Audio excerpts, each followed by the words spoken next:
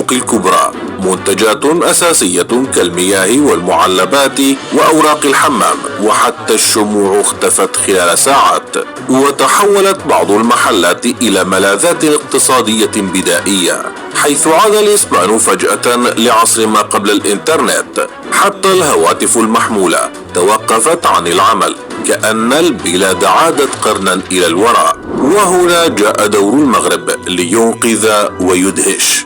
المغرب حشد ما يقرب من نصف طاقته الإنتاجية ليسند جارته الأوروبية، لكن السؤال: كيف فعل المغرب ذلك؟ بأي طريقة وأي قدرة؟